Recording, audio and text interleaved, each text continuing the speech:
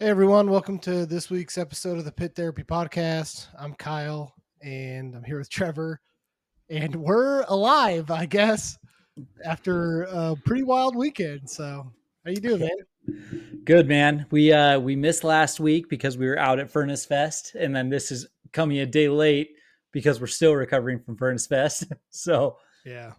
but doing good. I seriously think that festival took 10 years off my life. Oh, dude, it was wild. And then on top of that, you went straight from the fest out to a work event too. So, did you get Yeah. questioned at all? Why No, were you all bruised no. up? Why Uh, were you grimacing when they were?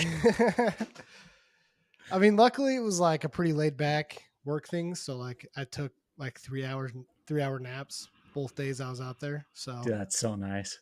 it was fine. But I mean, I've still got bruises and Yeah. and still hurts.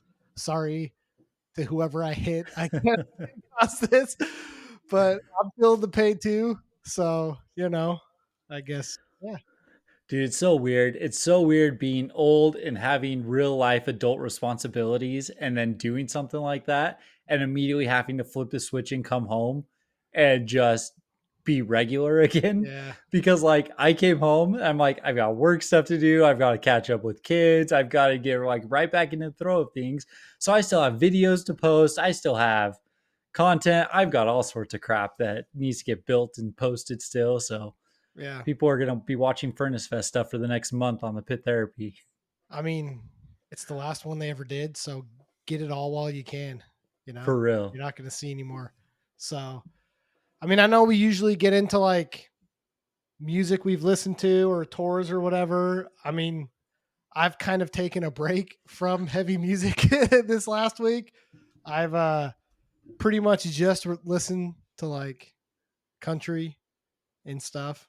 So I don't know if you have any new music that you want to talk about. So the only thing I want to shout out, I want to make sure I get this shouted out, is Recidivist, the Utah boys. They just got signed and they're putting out a full length with what's the label called? Creator Destructor Records. So they're out from Cool. the Bay Area, and this is their second single. They released a single a few weeks back called Ceremony of Flesh. They just put out a single, Madness Malformed, here yesterday or today. It was today.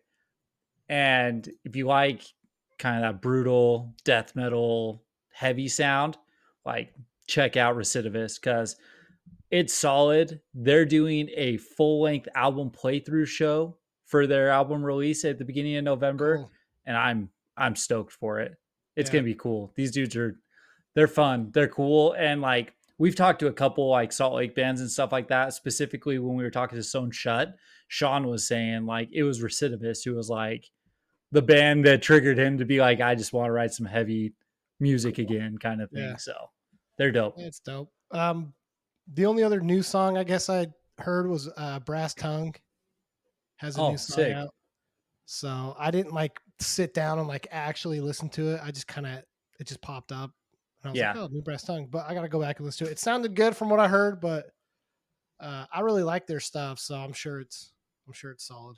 I'm sure it's great. And I'm sure there's a ton of stuff that we missed, but I'm the same as you, man. Yeah. Cause I've kind of taken a week off. Goalkeeper had a new EP release. I don't think we Yeah. talked about that. It's super good. And then Interpersonal had Their album I dropped. don't know the album dropped. I think it's just a song. Oh, is it just the Well, song?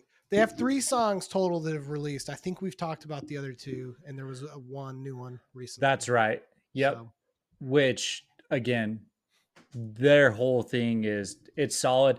Interpersonal is going a different direction. So if you were a fan of their old stuff, don't expect it to be the same. They're right. going in kind of that heavier, a little bit darker, almost post hardcore feel instead of treading the line of pop punk, Yeah. so to speak. So And who knows, man, we might have those 2 bands back on to talk about their new stuff. We might. We're trying, But we'll we'll see if see. they want to talk to us again.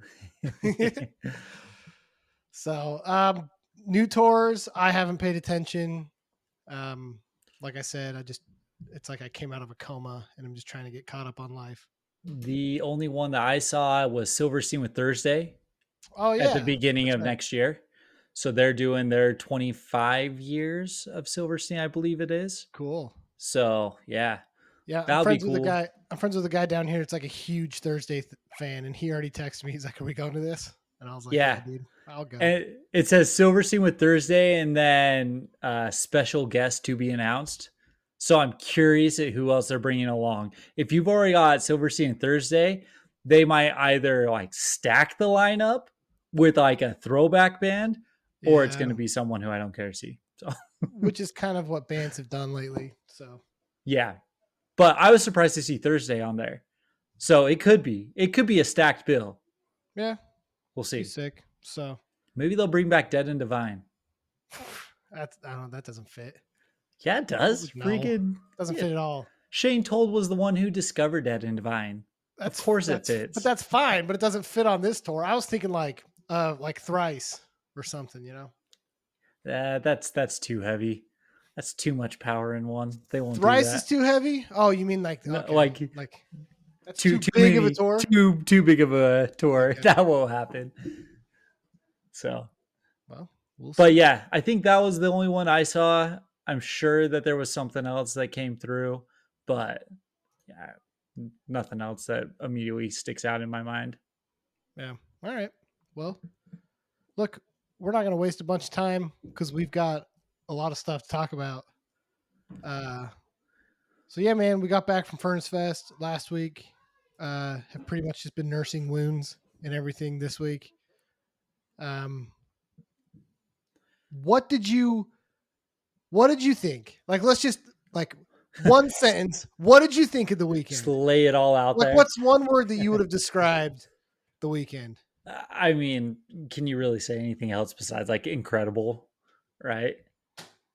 Super nostalgic. I could say nostalgic. It had a very reminiscent feel of when we were Yeah. younger. Um, it was a very throwback feel from the pits to the stage diving to the bands themselves.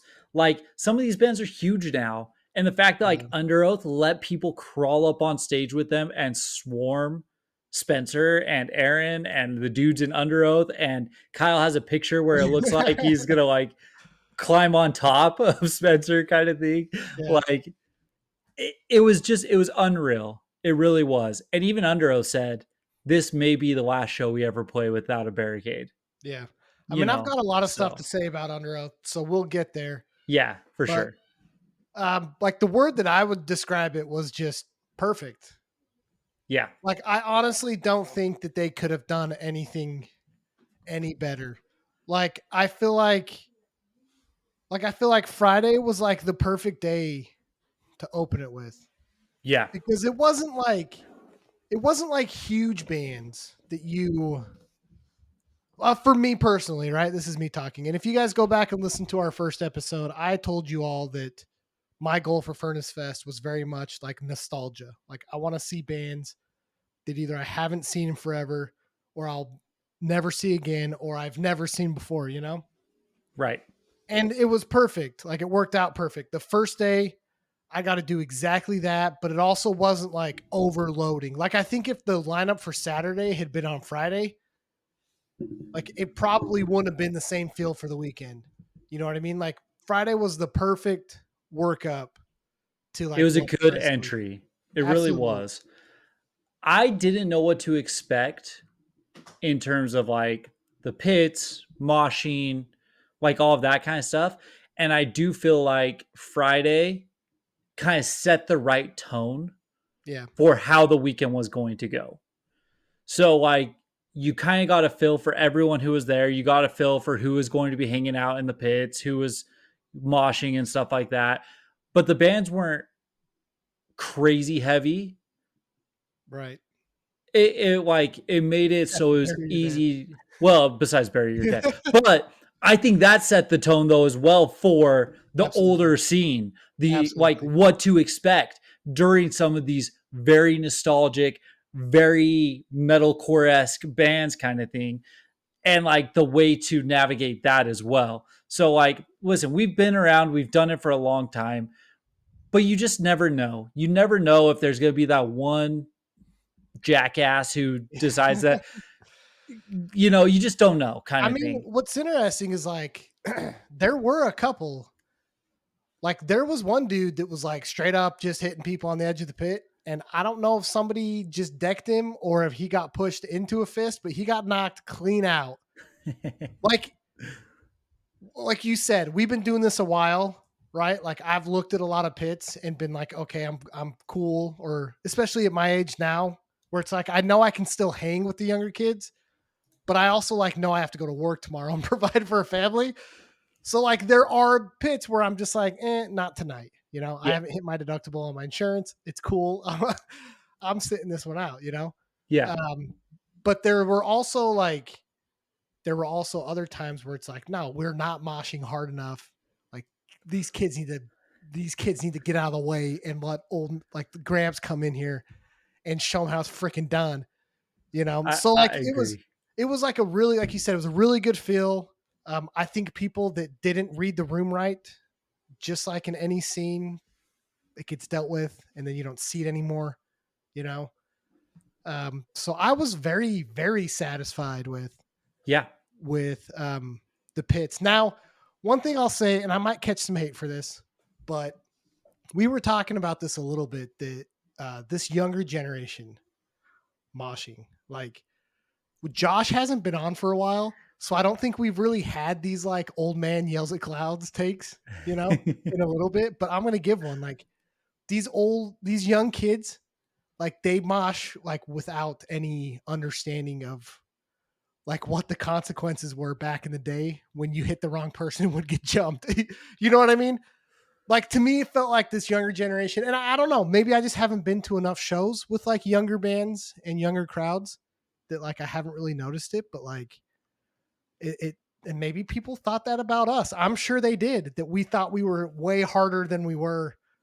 But like I Sure. just feel like some of the younger generation that was there like don't really understand what it's like to put your money where your mouth is at some of these shows. You know, I understand why you're saying that, but at the same time, and I feel like I'm not throwing shade at anyone, okay?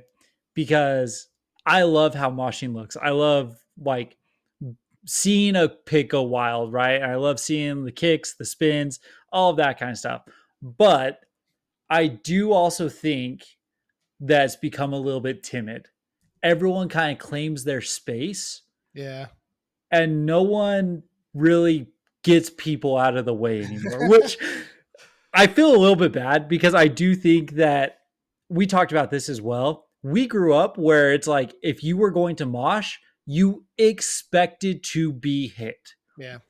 at some point, whether like someone pushed you out of the way, whether you moshed into someone and they hit you because you moshed into someone. If you were moshing, you expected to be hit, kind of thing. And I don't think that the younger crowd has that as much. I think that because like bands like, and again, I'm not throwing shade, but Orthodox will get up on stage and be like, show me your style. Yeah. I'm like, don't show me your style. Show me a Bring bloody it. nose. I know, right? Like, get Yeah. someone out of the way. Show me who's the hardest. Show me who's the toughest kind of Yeah. thing. So like, it's a different thing. Well, It's a and I just different like dynamic. I think too that like and we're not throwing shade. This is just observations as Yeah, guys that 100%. have gotten old through the scene, right? Like we've been doing this a long time and I plan on doing this for longer, right? Like I'm not hanging my shoes up yet. It's just like I remember being a kid and going into some of these pits and like you learn from the older generation, right? And like if I was going to mosh hard, then it's like I was gonna have to back myself up. You know what I mean? Like I was gonna have to be a tough guy, right? I wasn't gonna have to just look like a tough guy. I wasn't gonna have to just like play the role and act like I'm moshing all tough. Like if you like we grew up in a scene where like if you moshed hard, man, you kind of had to be hard. You know what I mean? Yeah. Because like you were gonna get hit. Like Yeah. and there were people that moshed harder than you did. And like if you didn't want to get hit, like you had to leave. There was none of this like I'm gonna look tough, but then like the second somebody moshes harder than me, I'm gonna run away. It's like, no, like you either stay there and do it, or like you just don't do it. You know, I don't know. I don't know what I'm trying to say. I'm just saying it's really interesting looking at it as from my perspective as a guy in my 30s now, at kids in their like, 18, 19, whatever, Yeah. that are doing this, because it just And felt different to me. we were talking, I don't remember who we were talking to. We met someone over there, but you were talking about the Bitter End show, Yeah, right? And specifically, it was a guy named Sean. We met a guy named Sean.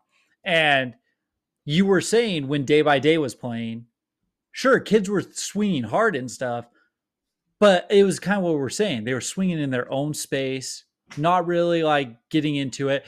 Even like crowd killing and stuff like that is different than what we're talking about.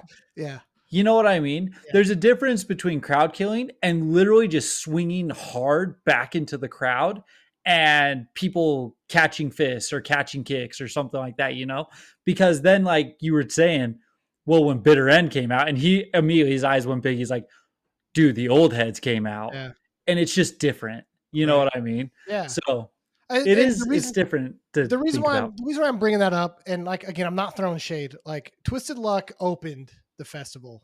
Yeah. They're a young band. We've talked about them. They're awesome.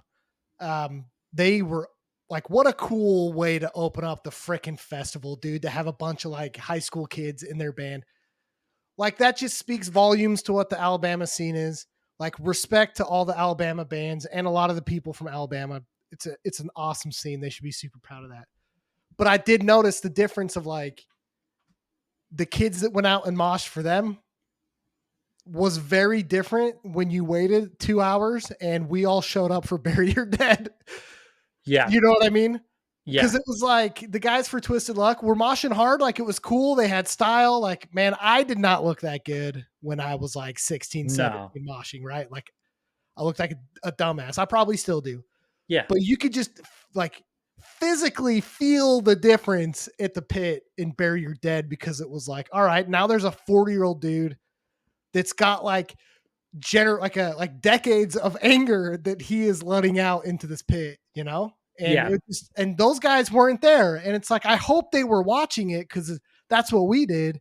I hope they're like, oh man, like this is it, right? Like these are the old guys that have been doing this a while. Like I want to learn from them. And So I'm whatever. gonna shout out the drummer for Twisted Luck, Emery, English's son. Yeah. Dude, he came into the Evergreen Terrace pit with us. And dude, he was holding his He was own. on respect. Yeah, like so That was a gnarly pit. there was a couple kids who did come through and like stuff like that, but 100% like it was funny because B-Ham opened every day, right? So it was Twisted Luck, Commodity, and then Cold Hard Steel was the last one who opened. And dude, shout out the Alabama scene.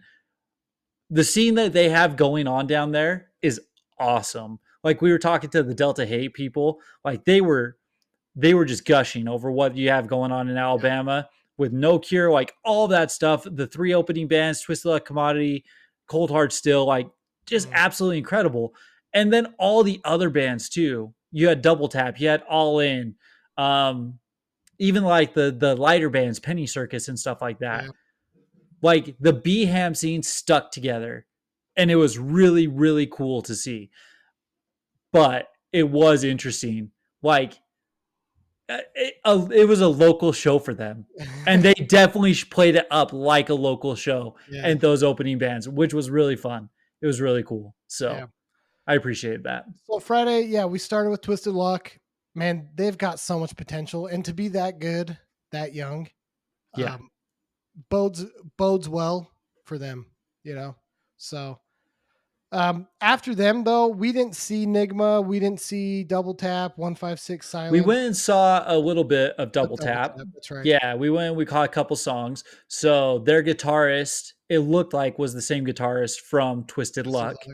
So it's another young upcoming band from B-Ham. So they are another, like, keep your eyes open for Double Tap as well. I think that they're about to release some stuff. It's what did Cold Hard Still say? It's kind of an On Broken Wings feel, but then a little bit of that post-hardcore, like the singing and stuff like that. Yeah. So it was heavy, and the crowd was having fun with them too. So Yeah. So then 156 Silence and From a Second Story Window. We didn't see either of them. Yeah. I think we went and got food and then waited for Bury Your Dead I think we saw one 156 Silence video song because I song. posted a video. And I Uh, think we sat there in the back for From a Second Story Window while we were eating. But I yeah, dude, don't it was saving for Bury Your Dead for sure. Bury Your Dead to me is what like really kicked off the festival. Yes. So I was not expecting that. Like if people have seen our videos from that, holy cow, were they amazing. And like I remember the like first three Bury Your Dead albums. Yeah. That was what I remembered. And they played a ton of stuff off of that. And dude, they sounded so good and it was so freaking heavy and was just aggressive and the pit was huge and violent and man, I freaking loved it. Dude, it was fun because number one, we start walking down and listen, like I was an idiot, right? Like I'm sitting there and filming as we're walking down kind of thing. And I'm like, dude, it's Alan from 4 Year Strong. It's Alan from 4 Year Strong.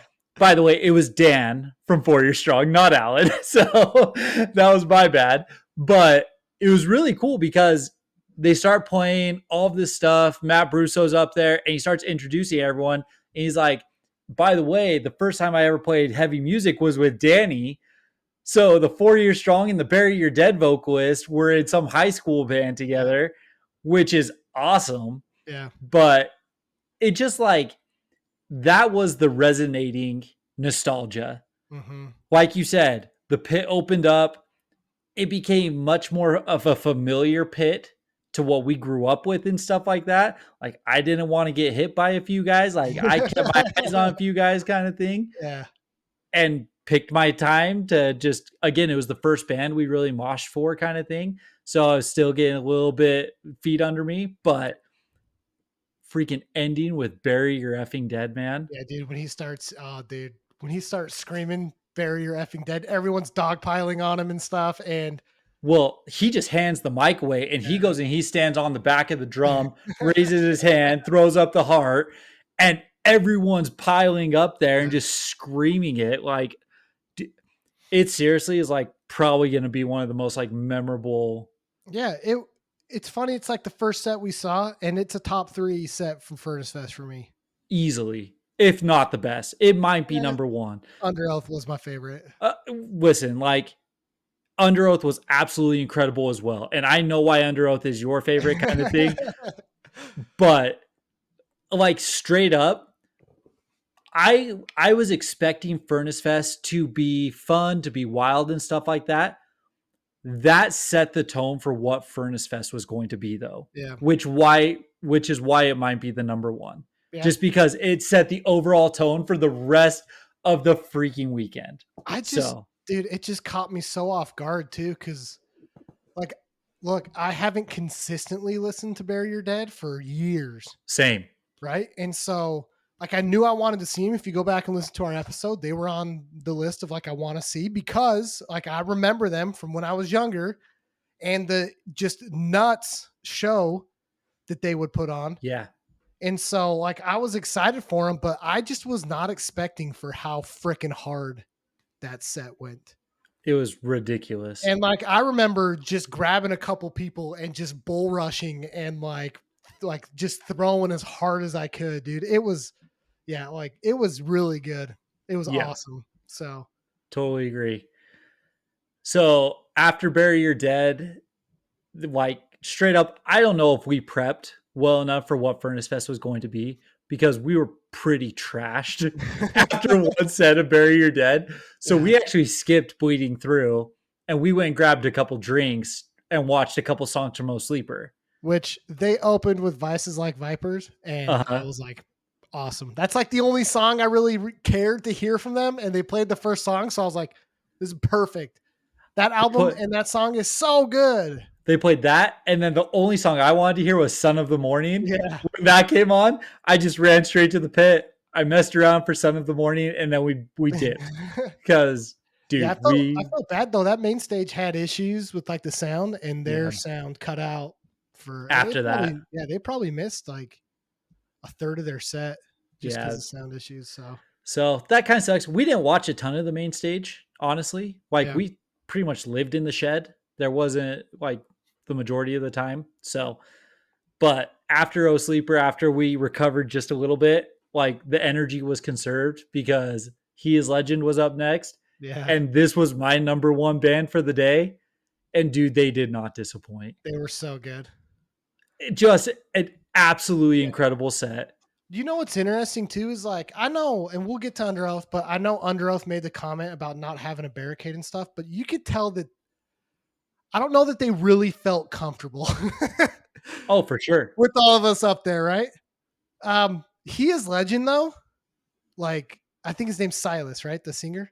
I don't remember his name. He was just like, we're a DIY band. We're still a DIY band. Like, get up here. And I thought that was so cool because He's Legend is like a bigger band. They've been around a long time. They've played huge shows. Like, didn't they tour with Dragon Force? Probably they Like, played wild stuff. like I never would have like thought that He Is Legend is like a DIY, get up on stage, dogpile type band, but they were like in their element in the shed with everyone up there, and it was awesome. Yeah. But like seriously, like watching the seduction, I posted the video and I was like being seduced by He Is Legend or whatever. Because like straight up at the end of that song, where what does he say? I don't know, but then it kind of cuts out and he goes, I think we would look great Oh, dead. yeah. Do you see in the video just everyone's hands going up and everyone's singing it with him? It like goosebumps, bro. Like it was just so fun. And then moshing to I Am Hollywood again. Oh, dude. Like I Like feel like there's a couple songs from bands like Under Oath and He Is Legend that like I went harder for during certain songs than any of the other like actual hardcore bands. And you know what? yes. This is what I've really appreciated about Furnace Fest and what I really enjoyed is the same guys that like we were moshing super hard to like Bury Your Dead or Trapped Under Ice or Mind Force were the same people at He Is Legend, at Under Oath, at these bands that I don't think you would really expect. And to me, like you and I are like a giant like spectrum of music that we listen to, right? Like Yeah. we're all over the place. And I love that. Like I feel like you're not doing yourself a favor if you're only listening to one type of music. Like you absolutely should be able to enjoy He Is Legend and enjoy Bane a couple Right. hours later. You know what I mean? And that's what I liked about this festival was they had all these different kind of bands, and to see the same people that I was like trying to kill each other with at the hardcore bands singing every word Yeah. to He Is Legend just Every made me word. feel so good, right? It made me feel so like in the right spot that I'm like the same this big spectrum of music and other people were there with me and you doing that, you know? 100%. And to be honest, like the Bury Your Dead crowd was big. The He Is Legend crowd was bigger. Yeah. And I was not expecting that. Right. I was actually expecting the He Is Legend crowd to shrink pretty good. I didn't expect for as many people to know every single word to I Am Hollywood. I know. Like, dude, it was just it's unreal. And we'll talk about it with Under Oath too. The amount of just people there who were just gushing Yeah. over these albums and these bands that literally were like the formative years of our music Right. it's just next level. You know what I mean? I'm starting to feel like our parents probably feel listening to like ACDC and crap like that. Yeah. You know what I mean? It's Yeah. just it just takes you back. Exactly. So no, they were incredible. So after that, like we missed Full of Hell, Emery. I guess we kind of heard a couple Emery songs. We sat Uh, in the back and listened to Emery, but we didn't missed participate. Silent Planet. And then we caught the first little bit of Unearth, Yeah. which like I don't mind Unearth. Just their sound quality in the shed, just it sounded so bad. I couldn't hear anything. You know, So it was I was kind of really disappointed in that. strange. I agree with you because, dude, Bury Your Dead and He Is Legend, even Twisted Luck, all of them sounded so good. It Yeah. was so crisp. It was so clean. And then Unearth, for some reason, they really dropped the low end. The Mhm. bass was really heavy. The bass drums were really heavy. and we'll talk about it when we get to Coalesce, but it was like shaking Yeah. the Shed. tin Mhm. shed, and it was like a lot of feedback and stuff like that. So like Unearth was a band who we said, like we were really high on seeing because it'd been so long. They were a metalcore act that we just didn't really get our due with back in the day, kind of thing. And it was It's the disappointing. Unearth was good. Yeah, Unearth, it's not the it's not their sound, fault, right? Like, the it's not sound their was fault. rough. Yeah. Yeah, it's not, and people showed up for him. So, Yeah. like, it was a cool set. It's just, I don't know, it sucked. And I think the other thing too is, like, we were decently tired at this point and we were waiting for Haste Today. Yeah. And so, like, I mean, I don't know. Even if they sounded good, I don't think I was sticking around for all of it because I wanted to see Haste Today. So 100%. No, we were leaving early to go catch Chase the Day. I probably would have stuck around for maybe one or two more songs though, if it wasn't yeah, for because I think we took a little bit of a break. yeah. Like we caught a couple songs, then we took a little bit of a break before Haste the Day. But yeah, so we wandered over to the main stage, Haste the Day, and again, it was a straight nostalgia hit. But They freaking this, opened with When when Everything everything Falls. falls, I don't know what they're doing. They played Pressure the Hinges like the third song. Like, it was awesome seeing them. I'm not gonna lie though, it was one of the worst like set lists that I think they could have ever played. Like, everyone else can suck it. I know what you're gonna say about people like, "Oh, the Pressure of the Hinges is not like their favorite album." Well, screw all them because it is their best album, and the fact that they played one song off it is criminal. It's I criminal. listen, I completely agree with you. They did end it pretty well. Didn't they end with American Love or was it Blue 42? They ended with both of those. Those were the last. American Love and Blue 42, right? Yeah, So it had a nostalgia hit, but they played way too much off of. They played their new song Burn, which comes out in a few yeah, days, which it was fine. It's a current metalcore song. It yeah. was nothing that like blew like it was fine. Mhm. It didn't blow me away. I wasn't disappointed about it like I was disappointed about Under Oath playing Teeth. We'll Yeah. put it that way. Uh but they played a lot off of a not Attack of the Wolf King, Dreamer. Yeah, Attack of the Wolf King and Dreamer. Uh-huh. They played a decent amount off that. And the They couple only Coward songs they play weren't their best Coward songs No, either. they only played one song off Dreamer, didn't they? They played 68, which That's right. that song rips. I mean, the first like 3-ish songs I think were When Everything Falls, 68, And then Pressure the Hinges, and right? then Pressure the Hinges. I'm cool with that. Everything in the Yeah. middle sucked. And then the last like And then two they songs ended, were awesome. yeah, with Burning Bridges stuff. Yeah, Yeah. but Which bummed so out. overall, it was like when everything falls, singing that along front Yeah. to back, absolutely incredible. Singing along Pressure the Hinges. I wanted Chorus of Angels so bad. Like that's the Or song that I wanted them Stitches. to or Stitches, right? But Like, like yeah, for me personally, I just love Chorus of Angels. It's such a booming big song yeah. that's just such a heavy breakdown too that like it just would have been a fun Yeah. moshing song. So yeah, a little bit disappointed with Haste the Day for sure. I But again, I'm gonna get probably hate for this, but this was the band where they like grabbed that dude from the wheelchair. And respect, all right. Like, I'm not complaining at all about this. All right. Like, they let the guy had like an electric wheelchair. He circle pitted. Awesome. All right. They like look, like, I feel like they pulled him out of his chair and took him up on stage. There had to have been a better way to do it than the way that they did it. And that's all I'm laughing about. I'm not laughing about this guy because, like, dude, no, it like, was actually really cool. it Like was Steven awesome. Like, like he pulled him should have just, they sang together, like that was yeah. really cool. But as soon as they hoisted him like up and over their head, like, I feel like so bad laughing about it, I but he know. was like on an angle and like almost falling like, I don't, he was just almost falling the entire time. And it just, I was like worried about him because I was like, he does not look like he's safe up there. It You looked know? like something bad was gonna happen. Yeah, It really did. But it just was cool. I mean, the fact that they yeah, pulled him up and Steven sang along with him, like yeah, that was all so cool. So of like, course. Like I have no problem with what they did. It's just right. how they did it. I was just in the back like, Just a little bit worried. Yeah. good. Yeah. Yeah. So, So again, though, dude, I don't know what it was about day one. I just feel like it was getting like a fest feet under us kind of thing because we took a decent amount of breaks after this yeah. one.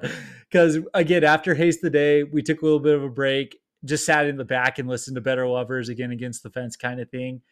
And we were just waiting for Bane. Yeah. Bane was super dope. Um, we missed the Devil Wears Prada. I'm not too heartbroken about it, but what do you think about Bane? Um, this might be, I guess, the cancelable hot take from people in the hardcore scene. I wasn't that impressed. I mean, it's cool to see them because I like Bane. I listen to their albums. Yeah. I have no issues with Bane. I just maybe it's because I was just tired and hadn't gotten, like you said, like my sea legs under me for the festival yet. That I just didn't. I don't know. Yeah. Just didn't really do it for me. Yeah. Honestly, I'm gonna say it about another band here on the last day that I'm probably gonna catch a lot of hate for, but maybe seeing Bane in this environment is not the way to do it. Maybe that's the problem. I think that I was too tired for the Bane set because I actually really like sitting there and watching them. I had a ton of fun just sitting there and watching them, but the shed did pack in for Bane. It was really hot. There was a lot of people around us. Like at that point, you're feeling a little grimy already, Yeah. and to have other grimy bodies on you was not the most pleasant Well, thing. I think the other thing too is maybe part of it too was that my adrenaline was running so much still from Bury Your Dead that I just wanted to swing at people. Yeah, And you can't do that to Bane. right. Yeah. So I thought that watching them, and I enjoyed their set because, like I said, I was recording and stuff like that. And I thought that they put on a heck of a show. Yeah, they sounded good. They were great. I think that their after show, because they played with Orthodox, the midnight show, Sure. I think that would have been a funner show than the Shed set was. Yeah, probably. And unfortunately, they had to cut short 2 songs or something like that because No, I think it was the last song. just one song maybe, Yeah. but someone stage dove into a hole in the crowd, totally missed everyone, landed on their head or something. If you're a So. young kid listening to this podcast and you're getting into the scene, welcome. Glad you're here. Man, stage dive smarter. Yeah. Be smarter. All right. You guys heard me talk about Koyo a couple months ago where somebody front flipped off the stage and there were 3 people there to catch him. I don't want shows getting shut down because you're an idiot and can't jump off the stage where there's people. There were plenty of people in the vicinity in the shed at Furnace Fest. Jump into them. Don't jump into the one hole where no one's there. Right.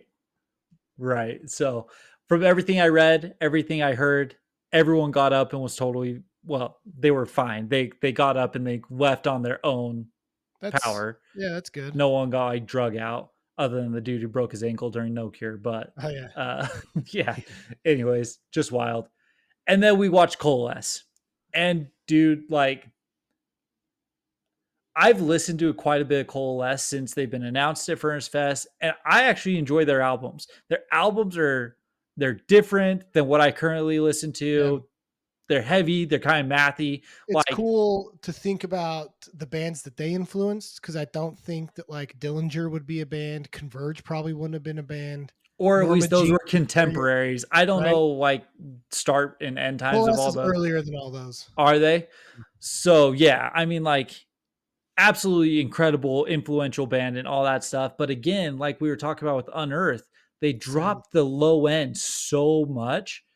The shed was just shaking. We even have a comment on our video that's all I can hear is the low end. I can't even hear them play. Well, and you could tell the vocalist was bugged because I think the lights were shining right into his eyes. He kept trying to tell him to shut off the lights up front and they wouldn't do it. Yeah. And you could tell, I don't know. It's just stuff like that frustrates me because it's Coalesce, this is a band that I'm never going to be able to see again. Right. And that's what happened. But, well, at least I got to see him. Right. Yeah. you can tell they're old. Yeah. So it's awesome because it's like, dude, these guys have been around probably as long as I've been alive. Like Or that's longer. incredible. Yeah. Or longer. Like that's incredible. Like what an awesome legacy to be a part of to see a band like that. Right. And like shout out to Tommy Green. We got your video, man. We sent it to you. Yep. Like that's what he said is like Coalesce was a huge influence to him. So like this and like that's cool that we were there able to see that. So Right. So again, man, it must have just been getting that first day under our sea legs under us kind of thing. Because dude, we bailed after Coalesce. We didn't even catch August Burn no. Dread. And So look, we haven't talked about August Burns Red much, but they will never be able to top seeing them at the Studio 600 or whatever in Salt Lake. Do you remember that show? Were you there? When the vocalist Mike went out and he was standing on the speakers just like flexing and screaming. yeah. Like, I don't need to see them again. It's okay. Like, it's Yeah. okay. So I'm just going back through my list of like who I wanted to see and everything and running through. So like my number one was He Is Legend, caught that set. Definitely up there for one of the top sets of the day. My number two was Bane. It has to be lower after kind of what I think I was just tired. I missed Silverstein, who was 3. Haste the Day was pretty low on the list. August Burns Red we didn't see. Devil Wears Prada we didn't see. Dying Wish we didn't see. Unearthed Set was a little bit disappointing. Twisted Luck was dope, so super fun, and Bury Your Dead blew me away. So, like for who we saw, Bury Your Dead was definitely the set of the day. Absolutely.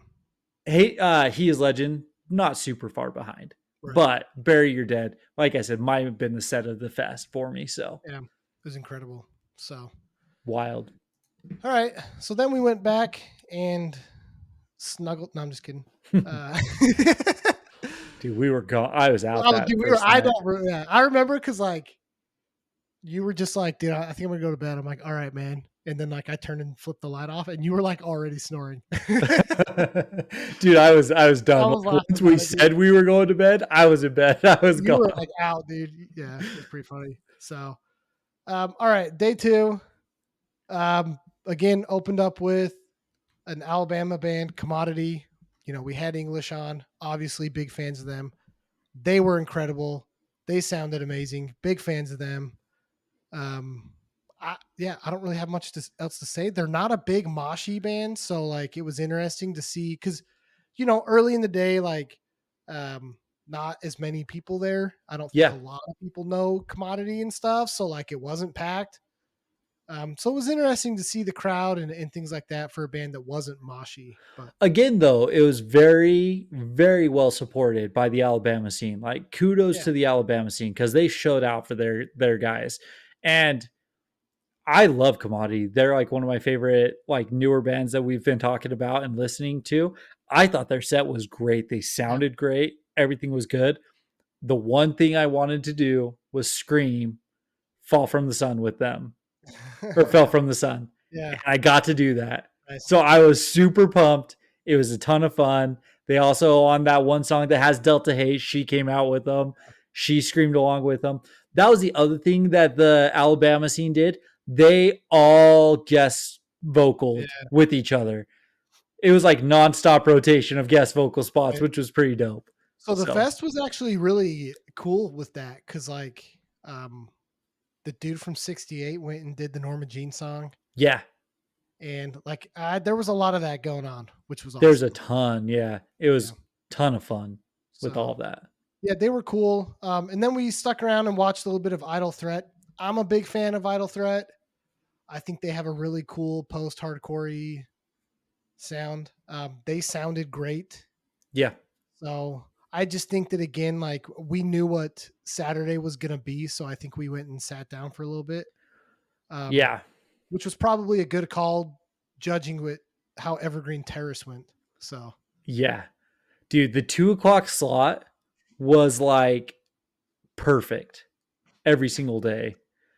So, I guess Evergreen Terrace was a little bit before the 2:00 slot, but that like third band on the Shed stage, dude, absolutely wild. This was one of the bands I was really excited to see.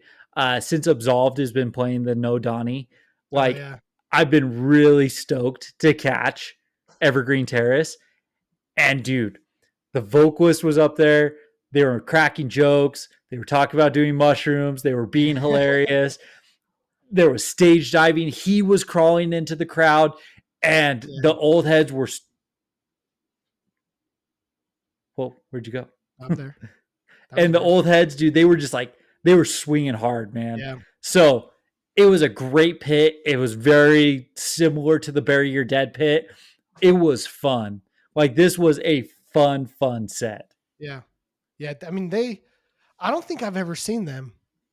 I've listened to them, but I don't recall. Maybe they crept in there on one of these tours that we went to, but I know I've seen them once. okay. I can't remember where it was. I can't remember. It might have been a Warped Tour. Yeah, it might have been something else. I know I've seen Evergreen Terrace once though. I mean, if you've seen them, I was most likely there. Most likely. Because it was after that I went and I picked up one of their albums. Okay. So it was that Wolf Rider. The one with the I know what you're talking about. You know which one I'm talking about. So anyways, I know I've seen them. They were awesome. And kind of like Bury Your Dead, I was a little shocked at like how aggressive, maybe less than Bury Your Dead for Evergreen Terrace, because they're not like a straight up hardcore band, right? No. Like, and I was a little shocked at like how aggressive we all were. Yeah. You know, like it got pretty wild. So no, I mean, I think that like I was kind of gauging the temperature of like how hard people were swinging, and people started swinging hard. Yeah. So I was like, all right, this is what we're doing. So like that was another one that kind of set the tone for how the rest of the day was going to go. Yeah. They were awesome. That was a fun set. So then after that, we went over and caught a little bit of Delta Hate. Yeah. And man, they sound good live. I've said it before. I'll say it again. I posted about it. I expect Delta Hate to be one of the bands that blows up in 2025. Yeah. They just dropped a new EP. If you haven't listened to it, go listen to it. It's great as well. They are doing heavy music right, in my opinion. Keep going. I'm listening. There's a lot of beatdown happening right now. There's a lot of like the death metal influences, deathcore influences that are happening currently. And I think that the way that Delta Hate incorporates it is like perfect. I love her vocals. I think that her vocals sound so good. And so like it was fun. And I just wanted to mosh to one song. I got my mosh in for one song. And after that, we just chilled for a minute and just caught some of their sets. So I totally agree.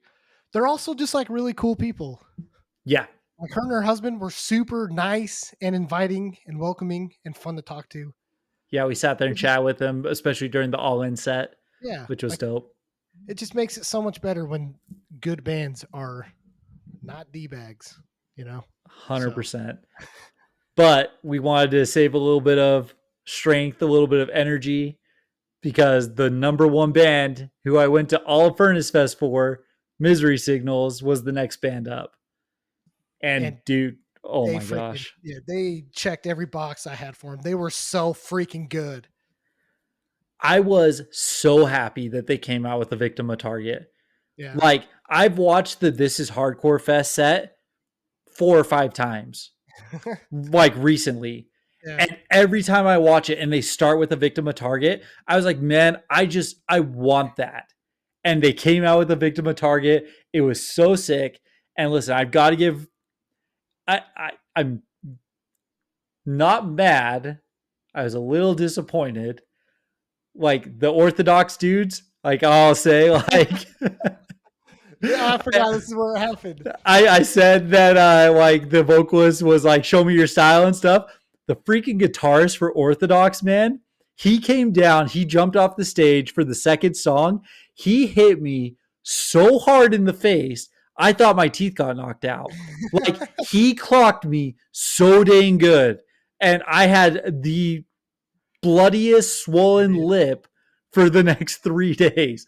So like when they There say was show a me your style, it's because they have freaking style. So kudos to freaking Orthodox there for was a cracking me in the shoe face. print because you were wearing a white shirt that day. There was a footprint on your shoulder from where he Yeah, I got caught with hit his that too. foot. So it was So hilarious. I got hit so good. And that was like the second song during Misery Signals. So it dampened it just a little bit. But the euphoria was so good and the adrenaline was so good. It totally was I, amazing. were they the band that I messed my hand up to? Was Uh that Poison the Well? did Might you have I been. thought you messed it up on the third day. Did I? I don't know. All right, we'll get there. Anyways, one thing that was cool about Misery Signals is they had both vocalists and they did it flawlessly. No Totally agree. complaints, no issues with it. It was awesome. They both were perfect with each other. It was cool. Yeah, they exceeded all expectations I had, which is really hard because I had seen them before, knew what I was getting into, but they were incredible. Yeah. It was awesome. It was bittersweet. Like metalcore will never be the same. That Misery Signals is not in it. So Agreed. Yeah, no, it was again, this was a top 3 set for me. I thought it was absolutely incredible. Super happy I was there. Should have gone to the midnight show, but again, dude, I was freaking trashed. yeah, I wasn't making it to it was another all show right. that night. So Yeah. So after them, we stuck around for Shai Halud, which again, again was ridiculous. They're not. They were fun to see. They're not a big moshy band either. Like right. they had a little bit of that, but um, just to sit there and watch like Matt Fox and his technicality, and to be able to like you listen to them on album and you're just like, man, this is so good. Like it's technical. There's all these weird time changes. Like the music is just so good, and then to watch them play it live and to sound like they do on the album, you just have to sit there and be like, this is a spectacle. Like this is incredible to watch them do it live. So Right. zero issues with that set. It was unbelievable.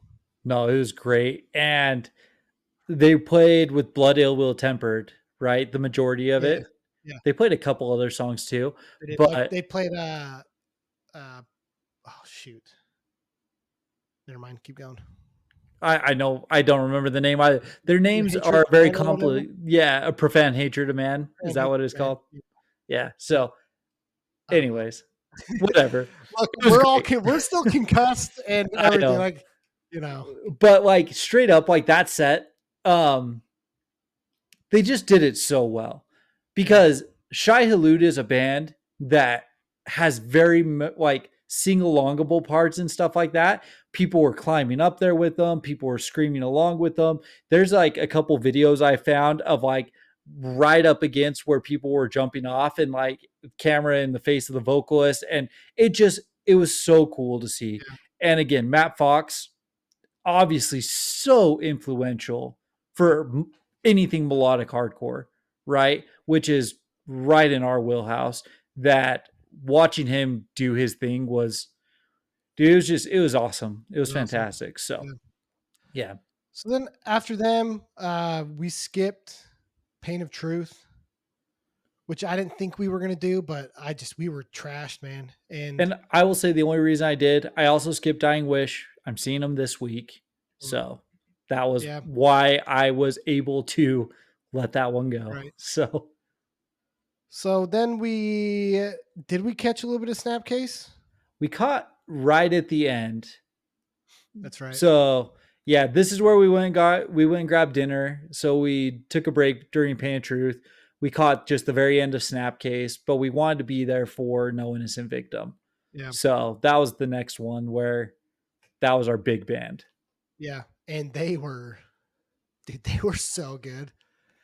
And I think personally that was the most violent pit of the whole fest. It was definitely up there. It was definitely up there. Poison the Well got pretty aggressive just because of how packed it was. And I might be a little bit to blame for Poison the Well, but yeah. But No Innocent Victim, man, it was insane. It was incredible. They at the very end, he walks out to the thing. He's like, I want a dog pile this high. And Yeah, like had his hand up. And dude, he got it, man. People crawled up there. They were 3, 4 bodies deep up on top of each other, kind of thing. It was yeah, fantastic. And like, listen, they are a Christian band. We've listened to a lot of Christian music, and he was up there and he was like sharing his story. And there yeah, was other bands who got up there and did the complete opposite. And like to each their own, right? But the fact that like he did that in that setting and all that stuff, like good for them. You know what I yeah. mean?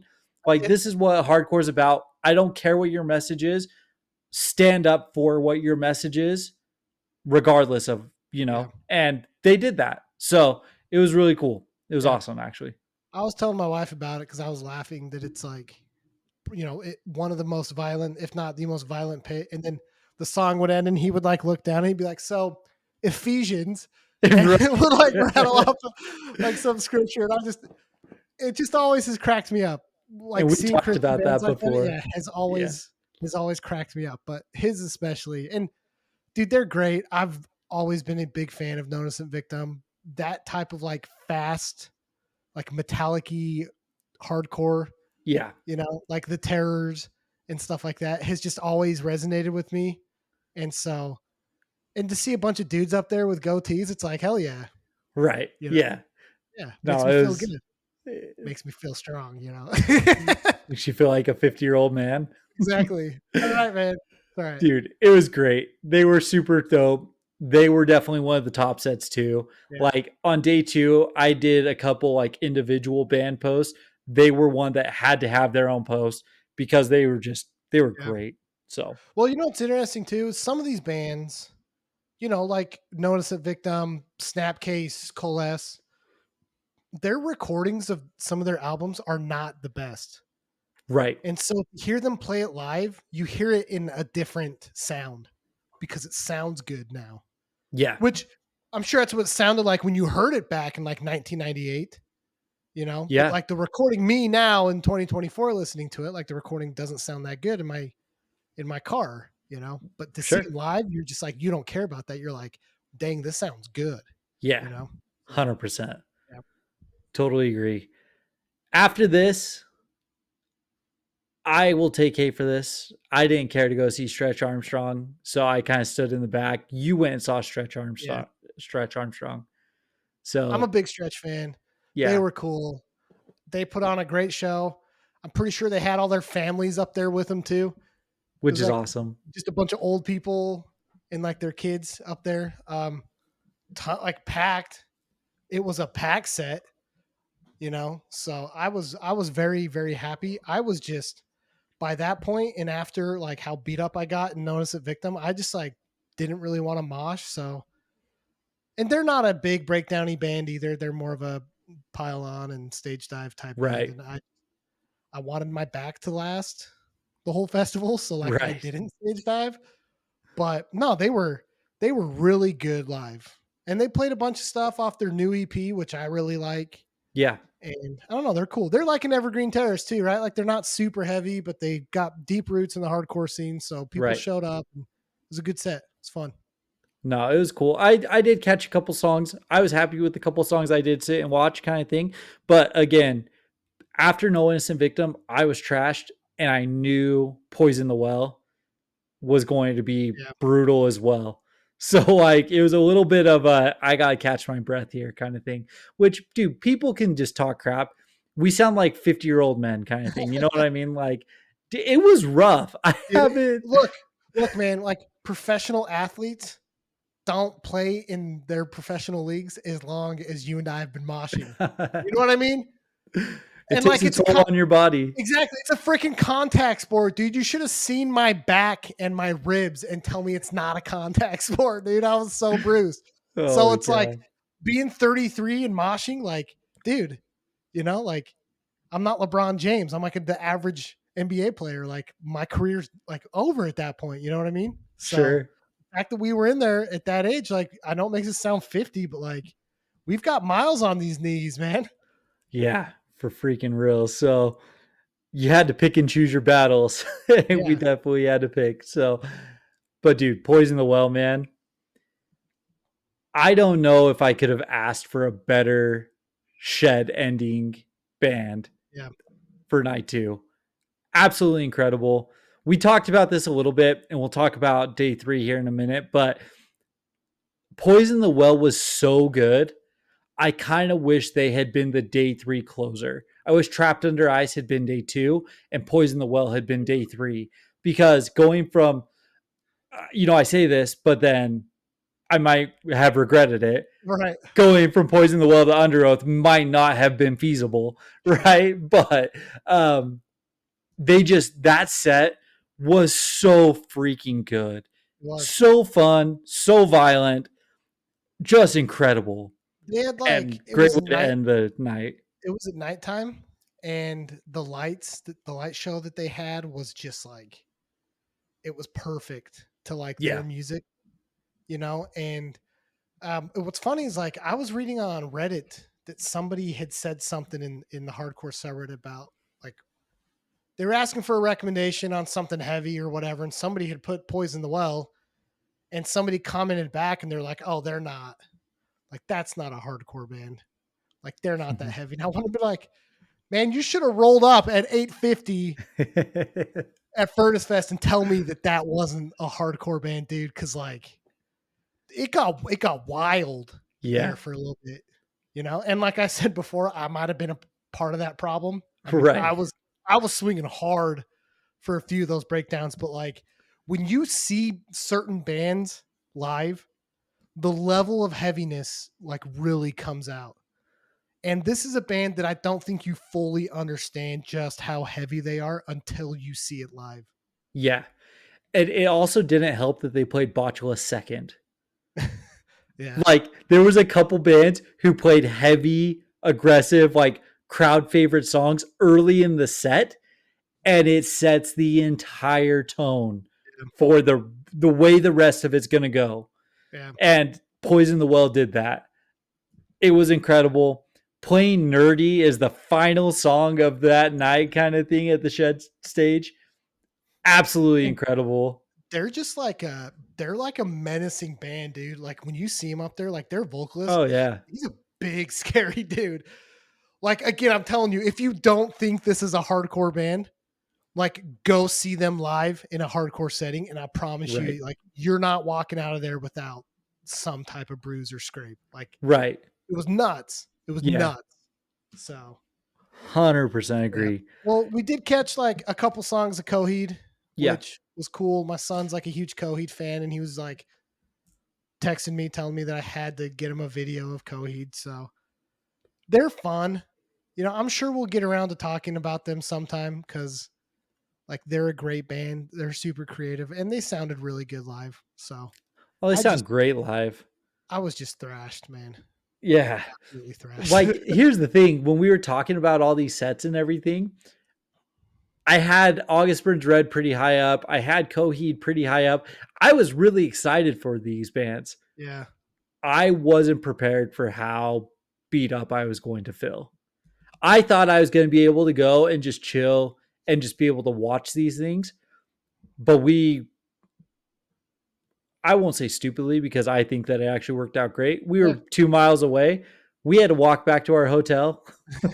So, 45-minute walk kind of thing. Like we were like not going to be walking back at 1 a.m. Right.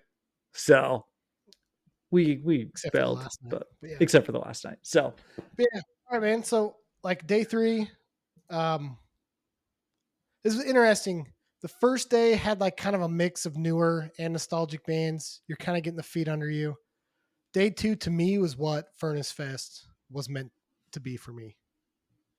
Right? Like it was nostalgia bands, it was heavy bands, like it was bands that I just knew really well and was just so excited for.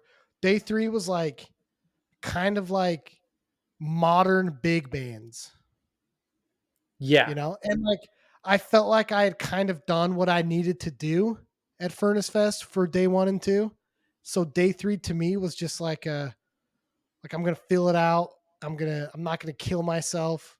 Like I'm just going to go have fun, but I'm going to enjoy these bands cuz like they're current bands, but they're bands that I might not see. So I just kind of wanted to enjoy it. Um, yeah. So that's how I felt for day 3. But again, Cold Hard Steel, local band, opened it up. which I was not expecting them to be as good as they were. they were awesome, dude. They were so good live. Again, it's the last day of the fest. They had a ton of guest vocal spots. The Alabama scene showed major love. The My Chill My Bride guy even hopped up on Oh stage and went yeah. and watched from the side kind of thing. So like it was fun. It was a really cool thing. We will be talking about Cold Hard still at some point because Yep. JT, he was dope. We went and chat with the vocalist after too. He was a cool guy. So we'll definitely be catching these guys. And I expect this is another band that could easily pop off Yeah. in all reality. So Absolutely. Then we caught Ends of Sanity, North Carolina hardcore. Not a huge band, but I really like their sound. A little more metallic. Um, I think they played in the right spot. Like I don't think a ton of people would have showed up for them even later in the day, but they were a really good set. I agree. And I'm a little bit disappointed that not more people were there because I do think if it had been a bigger crowd, I actually think that this pit would have been very violent, very Sure. wild Yeah. if it had packed in a little bit more.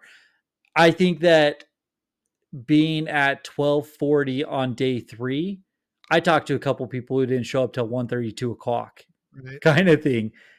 It was just, it's day 3 of the fest. People are tired. People are thrashed. I thought they sounded awesome. Right. They were tight. Their sound was great. I was pumped to actually see these guys. So if they roll through your town, it is See 'em. 100% a show that you should be going and catching. Yeah. And I know they've got new music coming. I don't think they have much. I think they have like maybe a couple EPs and then just released a couple new songs like this summer. So I know they're like still growing, but they're a band that's like everyone's gonna know who Ends of Sanity is. Yeah, So it's cool. I hope they do a tour and I can actually see them in like a packed venue because I it'll be fun. agreed. I think that they're going to end up on a pretty, at some point, they'll end up on something sick because they're a days band. Yeah. So I think that they'll end up being on a pretty dope show at some point or a pretty dope tour lineup. So, Right. So then we went and caught All In for yep. a little bit. Caught a couple songs of theirs. Another local Birmingham band. I think they've been around a while because he was like, "This is like a new song from 2006." Yeah. And I thought that was Yeah. pretty funny. But And they I were know like the Beham scene, they were all very excited to go watch All In. So they had a yeah, pretty good showing. They sounded cool. They were good. I enjoyed what we listened to from those guys as well. I don't know how active they are, but it was cool to see like an old Birmingham band yeah, at the final day of a Furnace right, Fest. for So, sure. Yeah. So then I think we went and got food, yep, for and just a then we break. went and hung out until Magnitude. Yep. So I've seen Magnitude. I think this was your first time. What did you think Mhm. of them? I thought they were great. This was a band that kids were waiting for. Yeah. So, like, this was a little bit of a younger pit. It was kind of interesting that way. Um, but straight edge band, right? Yeah. And so, like, there was a lot of people who were showing out just because of the straight edge. They had like the No Cure dudes up on the side watching. Um, and I thought they were solid. They sounded super tight. Great set. It was fun. Kind of ends of sanity though. Yeah. I wish it would have been a little bit more packed in because I do think that it would have been a pretty wild pit as well. Yeah. Like it was good. Like it was fun moshing and stuff. I've got videos of it and Yeah. like the pit was good, but I think it could have been a little bit harder. They have a lot of really cool like sing along parts where you can grab the Yeah. mic. You know, I will say though, I laughed pretty hard. I think me and you both did when he was like, "I got 2 words for you guys: straight effing edge." And I was like, "Ah, You're like, bro, that's wait. 3 words." Yeah. So Okay. Wait. Yeah. That yeah, was funny. no, it was great. But like we knew what he was saying, but it's one of those things in like a comedy movie that it just like catches you where the two people look at each other like, is Well, that two? I think of that clip from Charles Barkley, like it's probably been like 20 years. And he was like, I got 2 words for you guys. Steve Nash and Chris Paul face off this Friday. And they're like, Chuck, that's way more than 2 words. He's like, fine. I got 2 words for you. Steve Nash and Chris Paul. And they're like, Chuck, that's still more than 2 words. So that's just what it made me think of. But yeah. All right. No, it was great. Magnitude was awesome. They're going to be touring a bunch though. Like, yeah, they just dropped a new album this year, last year, whatever. They're awesome. I think everyone's pretty familiar with them. So we were supposed to see Incendiary after them. They unfortunately had to drop. So they had No Cure play on the main stage and moved the showdown to the Shed. Yes. So I am not the biggest No Cure fan. I do think it's incredible that they were up there playing after getting stabbed like a week and a half before the festival. So respect to them. Like those are some tough dudes. But what did you think of their set? I am a big No Cure fan. This is the 3rd time I've seen them this year. I love No Cure. Yeah.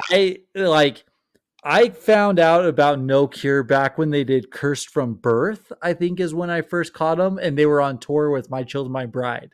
That was the first time I had heard about these guys. So I've been a big fan of them for a long time. Finally caught them this year when they came through with Gideon First. That was at a 21 and older venue. It was kind of a disappointment in the crowd, not in the set. No Cure themselves were awesome. Yeah. The crowd wasn't the best for them. Then I caught them at Kilby on the Orthodox show with Boundaries. And dude, that show was wild. Yeah. But this was definitely the best No Cure set that I've seen this year. Cool. They were great, and especially after getting stabbed. Like, what can you freaking say? They had a guest set from Orthodox as well up there, where Orthodox came and played 3 songs. Yeah. And dude, like the Orthodox pit, that got freaking violent too. Yeah. So you were that was probably a little bit your fault as well. Slightly. Allegedly. But Orthodox is an interesting band because Orthodox is a band who I've seen them a couple times this year as well. They had probably one of my favorite Kilby sets that I've seen this year. Absolutely fantastic live. Love those dudes live. I'm not a big go listen to an Orthodox album guy though. I will go see them every time they come through. They put on an incredible show. Furnace Fest was no different. And again, I took a hit from their guitarist. All love, all respect to these dudes. So it was way sick to see them up there and helping out the No Cure crew as well. Yeah. So yeah, it was cool. Which we gotta make sure we say this.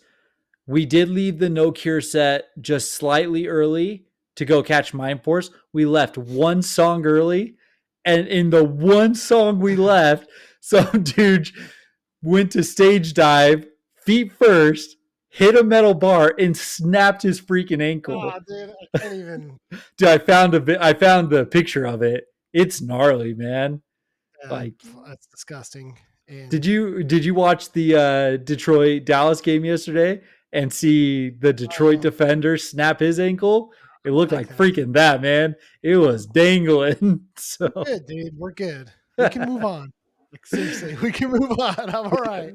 That was probably the most gnarly thing, and we weren't there to witness it, but yeah. But we were there to witness Mind Force. Yeah. And I'm a little bugged that Mind Force and 18 Visions were at the same time because I think I would have liked to have seen 18 Visions as well. But I'm a big Mind Force fan. My son's a big Mind Force fan. He wanted me to send him videos of Mind Force. Excuse me. And dude, we went nuts for Mind Force. Like I went bonkers. They are so freaking good live. Yeah, it was one of the better pits of the day for sure. And they were incredible. That dude just cracks me up, man. Like the singer comes out in like the most New York person on the planet. He's wearing like a white and green tracksuit, and he's got like a big gold chain and stuff. And like, dude, he was hilarious, you know. Yeah. And they sound incredible live. Like the Yeah. cool guitar tones and stuff that you hear on the album, like they absolutely kill it live. And there was one time, and I don't know, dude. Like, did you see like all the people up on stage? It was through all the bands that like kept jumping off like over the vocalists. It got kind of Yeah. annoying after a while because they kept bumping him, but they did that to him. And he like came up and he's like, the next person to like pull me down from stage diving is gonna catch a fist. Yeah. Like he Yeah. was not having it. Oh, I don't know why I There you keep are. doing that. I don't know either, but it still says it's recording, so all good. But Right. yeah, no, it was great. It was one of the top sets of the fest as well. Absolutely incredible. Like, I haven't had a chance to see them live. Have you seen them live yet? Nah, that was my first time. Okay. So, dude, it was fun. And Yeah. the crowd was fun for them. Like, they packed, like, it got packed in. So, that was super dope. Yep. No, I mean, I don't really know what else to say. I thought that their set was incredible. And he was, Yeah. like you said, hilarious up there. So, Yeah, it was definitely a fun set. So after that, like I caught all of Drug Church. I think you went and sat down.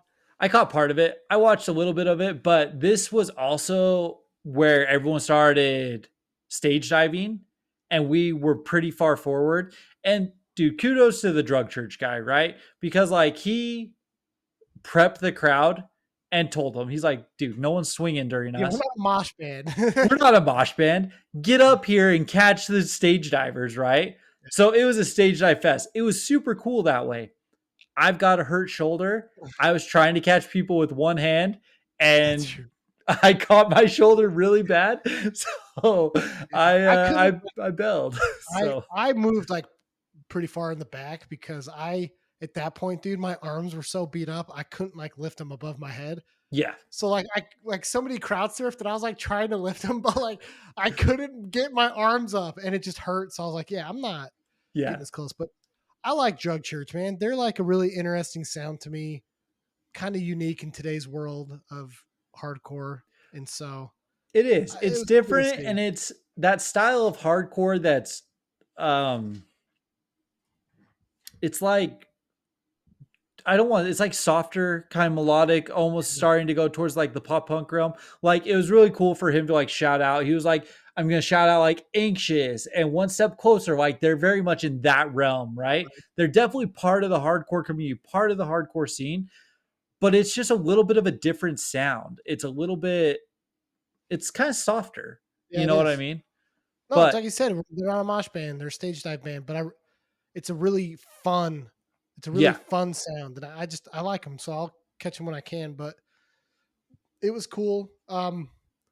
After that, I think we're gonna catch some hate for this.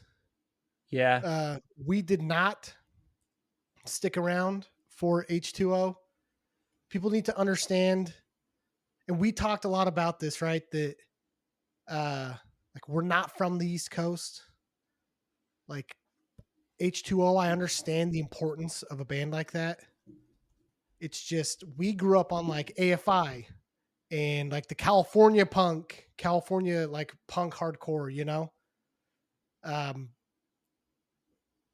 we were too thrashed to like sit around for H2O. We needed a break because we were gonna be back in that stage for the next like comeback kid. bands, three Yeah, bands.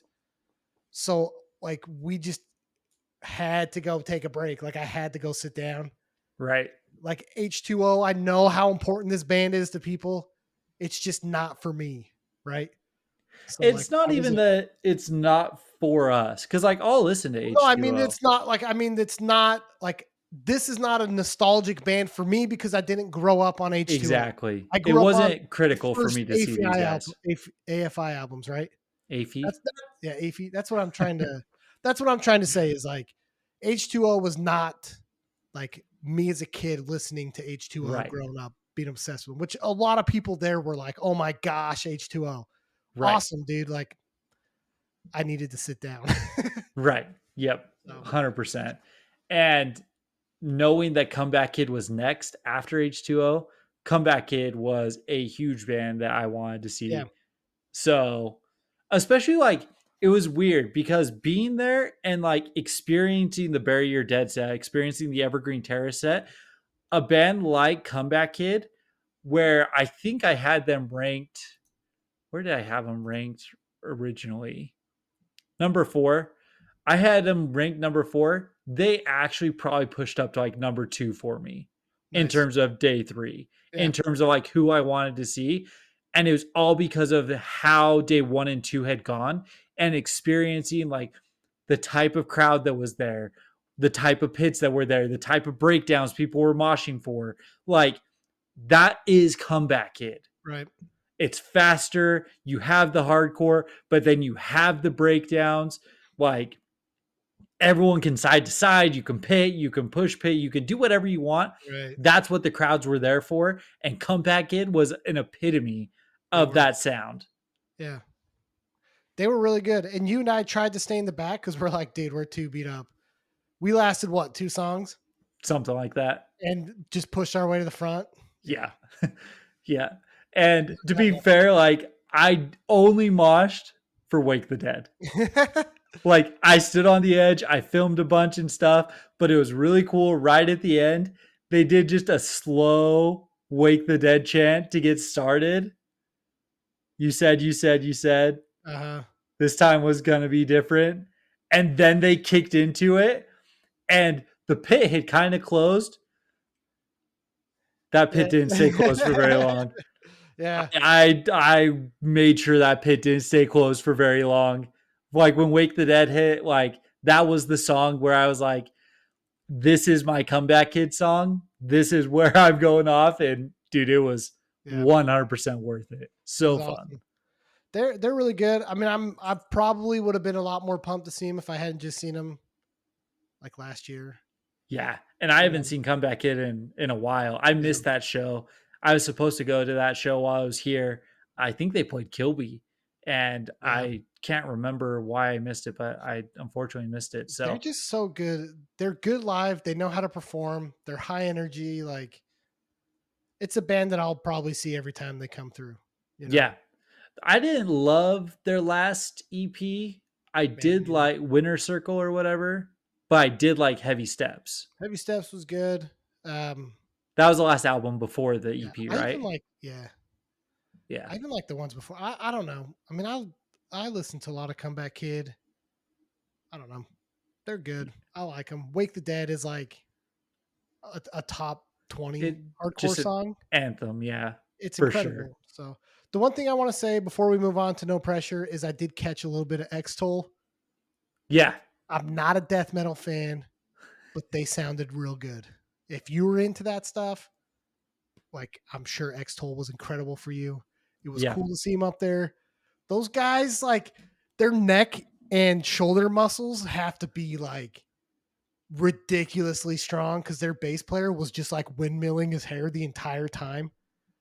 And I'm just like, you got to have like the horse of a giraffe or a neck of a horse or a giraffe or something, dude, to be able to do that the whole time. It's wild. You gotta have the horse of a giraffe. You gotta have a horse of a giraffe. Look, again, they're gonna when I die, they're gonna cut my brain off and be like, he had CTE, but they're gonna be like, oh, he never played professional football. Yeah, because he was a dumbass and got hit in a pit too many times, you know.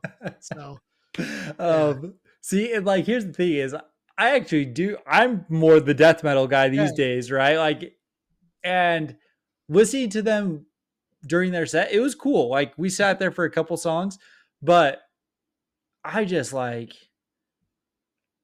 I was such in a hardcore mood that like if it wasn't hardcore happening, it didn't catch my attention as well this festival. No, like dude, I was full on at this festival for breakdowns. Yeah, 100%. You know, yeah. And these guys, they just thrashed the whole time. Exactly. Cool. It's cool where it belongs, but it was. Yeah, I mean, I just wanted to see him so I could say I saw X-Toll. Right. That was it, right? Right. And people are gonna be like, well, what the F is wrong with you? Because H2O played at the same time. Okay, whatever. Like we heard H2O because we were sitting down next to the shed. So, right. You know, whatever. But close enough. It was cool to see X2O. But yeah, all right. Anyways, after that, No Pressure. Okay, so, and this is where I was saying, like, I was there for hardcore. Yeah. This set didn't hit like I was expecting it to hit. I was super excited for this set. A lot of people were really amped up for this set. I think, listen, this is purely my observation. We've talked a lot about how Parker Cannon just doesn't look happy up on stage Yeah. anymore. And I kind of just don't think he likes to be touched. Because, like, when he was up there and he was singing, like, he looked like he was having fun. He looked like he was enjoying singing and stuff like that. But then he, like, egged the crowd to, like, come sing with him and stuff. But as soon as someone touched him, he immediately was frowning. Like, Uh, I don't think that he enjoyed people grabbing him, touching him, so which to be fair, I don't think I would have loved that either, right? But if you're gonna play that and say that, like, expect I it. So just I don't think he wants to be there. I wonder if he's kind of just he's done this for a long time consistently, right? I mean, a lot of these other bands, like you could feel their energy because it's like, oh, we haven't played in whatever, you know, yeah, 5 years. We haven't done a lot of this. And it's like, so, but he's consistently been in this like environment. And I wonder if he's just like getting tired of it. The other thing is, I saw them like 2 years ago with Koyo in this little tiny venue, like little tiny, like 100-person max, tiny venue. And like he looked like he had fun there. Maybe that's the other part of it. Maybe he just doesn't enjoy the festival crowd. I maybe don't it's know. too big. I don't know. But you're right. I was a little disappointed by it too. Like it was okay. It was cool to watch them. I know their songs. I like No Pressure. Yeah, I did too. That I was wonder if that had been in like the Mind Force slot earlier in the day or something, where maybe there was a little bit more activity or something, if it would have had a different vibe. But it was just, I don't know, it was just weird. Like, I okay. was really, really excited to see No Pressure finally. And I don't know. I wonder if a lot of people weren't going nuts for them because Trapped Under Ice was next. That's true. I do think that the crowd was a little bit thin. I was surprised at how thin Yeah. the crowd was for No Pressure. I thought there was going to be more people. I know Norma Jean was packed. Mm, I think a lot of people moved from Comeback Kid straight to Norma Jean. okay. So, I think that that had a big effect on it too, which after seeing that Norma Jean played Memphis Will Be Laid to Waste with I Josh, mean, like, that's the only song. I don't care about anything after like Redeemer. yeah, I like Norma Jean. I So would have, I should have walked over and caught that one, but I had No Pressure as my number two band I wanted to see on the last day. right. And so, yeah, I don't know. I Yeah. just think that in the end, I was there for hardcore. I was there for heavy music, and I just don't think that No Pressure fit into that. They would have been a really fun band on day one, I think, or possibly earlier in Sure. the day on day three. Yeah. That's fair. So So yeah. All right. Next band we saw, TUI Till I Die, Trapped Under Ice. Before I catch more hate, I'm going to ask you what you thought of them. I was really excited to see them. I was pumped. And here's the thing, they were pretty low on my list when we were doing the initial ranking. I had them like 8 of wanting to Okay. see. Um, they're not a band I listen to a ton. Like, I've listened to TUI and stuff, but I've probably listened to more Turnstile and I've probably listened to more Angel Dust than I've listened to TUI in Yeah. the end. So they weren't a band I was super enthusiastic to see, but after a full weekend of hardcore, I was really pumped to see TUI. And I feel like the crowd responded appropriately for TUI. Oh, really? I don't know. I think for the last day, last set of the shed, I thought that you got as much energy as could get mustered out Okay. of that crowd. And maybe that was the problem. A lot of people that we talked to, like there was that one guy, that bigger dude that was like, better watch out with TUI comes out, man. Like you better watch out. And then he moshed like one time. And I Yeah. just like, I feel like the expectation of everyone was like, dude, this is going to be just like absolutely bonkers. And it was like only medium level bonkers. Like it wasn't even like, I don't know. Like I just sat there looking, I was like, so when's this going to get serious? Like when's Yeah. When's this gonna get aggressive and violent? Because like it didn't feel like that. And maybe it was the set that TUI played too. I don't know. Like I've listened to TUI too, and I just remember their music not being as like goofy as what it sounded like when we listened to them. If that Maybe. makes sense. Like it sounded more like an Angel Dust. Like it felt to me more of like an Angel Dust set than like an actual Trapped Under Ice. I don't know. Maybe Yeah. I'm way off there, but it didn't feel like a full blown hardcore set to me. I wasn't really planning on watching for TUI because it was the last band at the Shed. I knew that I wanted to at least last through Under Oath. Yeah. I didn't expect to do what we did during Under Oath, but so I just wanted to last through TUI. So I only watched like once or twice. I think you're right. I think I did expect it to be more violent because like even before the set, there was a couple people who came down and we were like, "Don't stand there. Yeah. Like you don't understand what's about to happen if Right. you're standing there." And I think you're right. I don't think it lived up to quite that hype, but I also think that's a symptom of day 3, 8:50 at night, Yeah, it could be. trashed. But then again, like Dave Franken Under Oath was wild. So Yeah, I think we made Under Oath wild though.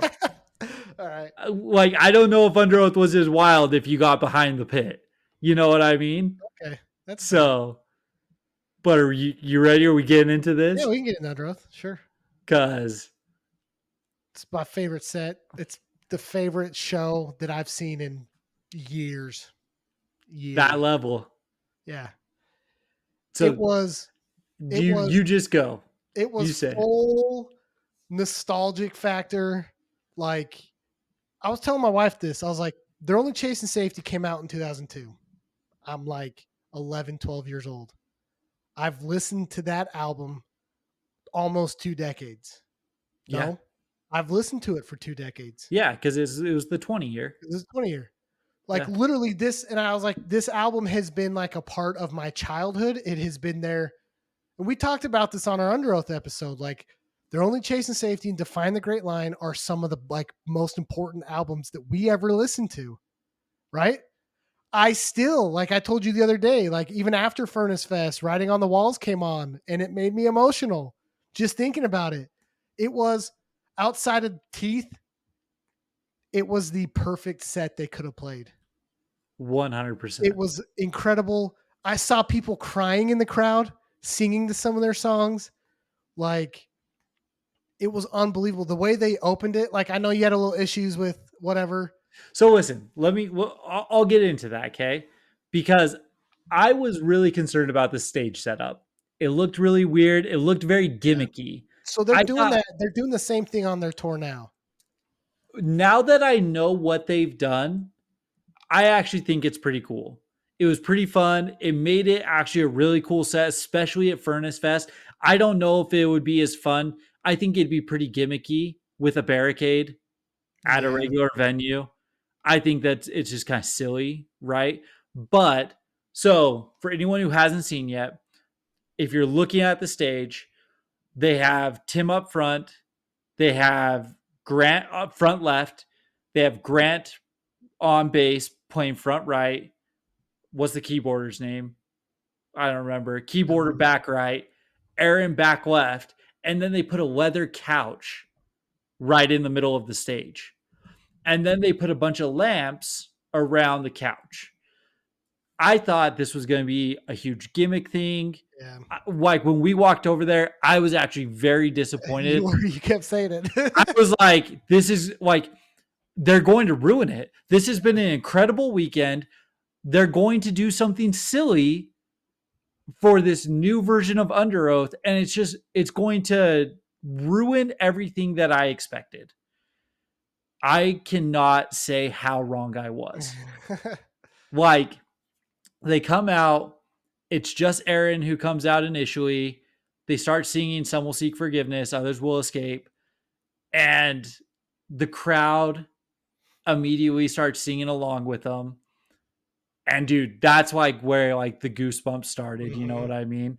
I will say I was a little bit disappointed in Spencer for not giving the crowd the screaming Jesus, I'm ready to come home. Yeah. So they cut it off right before that. Aaron goes, Jesus, I'm ready to come home. And then they stop that song and then they go into the album. Yeah. And I was a little disappointed Yeah. It's like just that play we the didn't song. get. Just play the song. Just do it. Give It's us fine. that part. Give us the yell, or at least like at the end of the set. How wild would it have been after the final Finish song that. of that to just end with Jesus, I'm ready to come home, right? Yeah. I don't care if you're religious Yeah. or not, right? That is such just like a Part of the fanfare album. thing to do, right? Yeah. It's part of That the people album. You should do it. they like it, they enjoy it, they want to scream along with it. So like I was a little bit disappointed in that, but as soon as that first song kicked in, we pushed straight up front. Yeah. Like Yep. we And went. we went way up front, and I was like, yeah, I was way up front. Like I said, people were like crying, dude. It was incredible. Everyone around us was like singing just every word. We all knew all Yeah. the words, and like people were push pitting. Cool, like do what you're gonna do for those songs. Like it's fine. I don't care. Then they played. What's the song that I'm drowning in my sleep? What's that song called? It's not Blue Brush Red. No, it's No, that's not a Boy Brush Red. I don't Oh know. my, dangerous business. Walk out your front Dangerous. door. Okay, yeah. There we go. So I don't think people were fully prepared for all the Trapped Under Ice hardcore kids to show up to Under Oath, and this is with the comment that I was making earlier about He Is Legend. Is there were some people that like I'd gone to battle with, not like fighting, but like side by side moshing together hard all weekend, and we were all singing freaking cheesy Under Oath lyrics from 20 years ago. It was Yeah. incredible, right? But I don't think the crowd was like fully prepared for all the hardcore kids to show up. Because when they played Dangerous Business or whatever, and they do the Drowning in My Sleep, and I'm freaking clawing and climbing on top of people and kneeling on like 4 people's heads just to scream the I'm drowning in my sleep part. Like, I don't think they were ready for that. Right. And then I fell down because I'm a fat guy and they couldn't lift me up and stuff. But that set for They're Only Chasing Safety, dude, was just so good. Like Yeah. they sounded so good. It was incredible. And can like to add on to the old guy climbing on people, not only did you come back to me, but you started digging through the backpack looking for new earplugs. Like I'm sure everyone around us is like, what is happening right now? Because we're like pulling stuff out of the backpack, looking for your earplugs because you can't make it through 2 songs. It was way more than 2 songs, dude. It was like half their set I would have had. I don't know. I wanted to enjoy it. I didn't want my ears to hurt. And it was great. We found them. So then, yeah, dude, after they finished that set, they played their do you have anything else to say about They're Only Chasing Safety? No, man. Like, so we did pretty good to stay hydrated throughout the whole thing. We did not get water after Trapped Under Ice. Yeah. And I was feeling it hard during this. Yeah. I totally lost my voice screaming along to They're Only Chasing Safety. It was just front to back, nonstop, and like screaming. Yeah. Like straight up, it probably seemed like a little girl. Yeah. Like it was, everyone did. Everyone around insane. me. There was people like actually screaming, like actually doing the screams. And like, who was I to judge that, man? Because I was yelling right along with. I can't scream, so like I was just yelling. But like, same thing, dude. Yeah, I was going for it, man. So they finished. They're Only Chasing Safety, and then they played their new song. And I don't know if you noticed, dude. No one cared about it. No. And like, I said this to you, like, if Under Oath doesn't go home and realize what they have after doing the 20-year, They're Only Chasing Safety, seeing the crowd and how they respond to that, and then watching their set during Teeth, maybe they're up there rocking out and just ignoring it or whatever. And but then they played their last 5 fan voted songs. And again, seeing the crowd just erupt. So wild. If you can't go home and be like, guys, maybe we're done writing new music and maybe we're only playing reunion shows from now on. Look, dude, they don't even have to do that. they could just say like, okay, maybe we don't need to write this techno bull crap. Maybe we need to go back to writing actual music. Yeah, I just think that they're done. They're done with like the metalcore phase, right? So like Well, clearly none of us are done with it. I So, I know, I know. you know, Hopefully, I don't know. I, you know what? If you'll give me a 20-year reunion set of They're Only Chasing Safety, if you'll give me a 20-year of Define the Great Line, if you'll give me a 20-year of Lost in the Sound, like I will continue to support you. yeah, that's fair.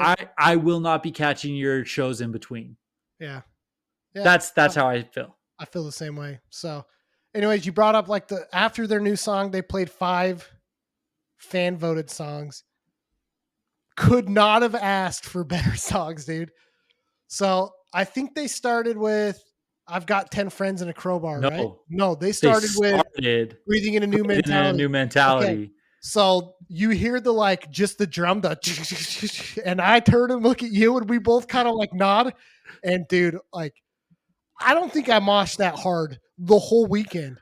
Like me and you just like bulldozed like all these people, and dude, I was swinging to like knock. You know the cartoons where they get shot through the stomach and it like blows a hole through them. That's how hard I was swinging. I was trying to do that to someone. I don't think that anyone expected that level of moshing to happen because that wasn't happening during They're Only Chasing Safety. Obviously, we could care less about teeth. Right. So, like, when that happened and we showed up, like, I think it caught a few people off guard. And So we were respectful, right? Like we tried to clear it, and I didn't mosh on the edge of the pit because I knew who was there. So like I wasn't out for blood for people.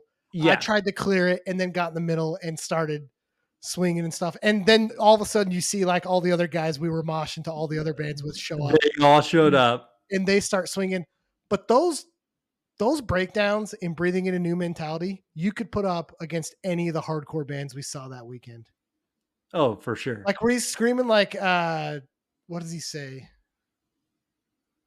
Like I'm the desperate and you're the savior, and it just goes right into like that heavy breakdown, dude. Like I was like, it was a good thing no one was by me because I was like, I was out for blood. When I was swinging, dude. It was insane. So they play that one. The next one is I've Got a Crowbar and 10 Friends, right? Yeah. Which I'll be honest, I don't care for that song. I know people love it, and I know it's such a deep cut that like it's like such a fan favorite. That was the one in the 5-song set though that I was like, I've listened to this song enough. Give me something I can sing along to, or something off. Give me another Sound of Separation, or give me a Disembogulation song. Honestly, no. Play I've Got 10 Friends and a Crowbar. I don't need it. No. Sorry, man. No. It's fine. I'm gonna say, it's all I'm gonna say. No. Everyone loved it. I'm totally there for it. You know what? Like, it wasn't the song that I would have picked, but being around everyone and watching everyone, it was awesome. Because the next song is where I lost my absolute shit. Like I even right now feel a little bit bad about it, right? But we've talked about this song. So we're sitting there, they wrap up, and I just go, it's in regards to myself. Like before it even started, it's in regards to myself. That reel started clicking, and people did not expect it. The reel started clicking, and I was swinging during the reel clicks. I put my hands into someone's chest and shoved them 15 feet across the pit to get out of the way. And like, I was going hard through that entire first part, through that first breakdown. Yeah, I lost myself. Like completely out of breath for moshing to Breathing in a New Mentality, that I was like standing on the edge, and somehow the pit like moved for me. And that one guy that we made friends with was like swinging and going backwards, and I like turned up and blocked, dude, and he hit me like 4 times in the back, and I was like, dang, dude, like I wasn't even trying to be here. But yeah, man, like people moshed hard to that song. Yeah, like I felt a little bit bad because I hit that one side, I went to the other side, I went back, and when I came back across, I got kicked by like 6 people. They were not happy over on that side. So like absolutely lost it. Incredible. And then the next thing that happens, When the When the Sun sun Sleeps sleeps, in dude. 2024, dude. It's a bummer Maylene didn't play the fest and then had him come out and do it. Oh, how insane would that have been to have Dallas out there with Yeah. them? But it was, I mean, they even said like it's been 20 years since they played it, and they're like, we probably won't ever play it again. Like Yeah, just well, hearing the like, the like keyboard thing, they're like bang, bang, bang, like right. whatever the keyboard does. And yeah, dude, you could tell everyone was like pretty emotional when Yes. that song played. So Yes. it was incredible. Um, and then they finished with Writing on the Walls. And this one, dude, this one got me right in the feels. Like Yeah. when Aaron leads out singing and Spencer was like, everyone get up here or whatever. So I run and like climb up on people and I crowd surf all the way up. Some guys up on the like, they built like the wood platforms on these for people to jump off of. Some guys on that, like grabbing people and pulling them up.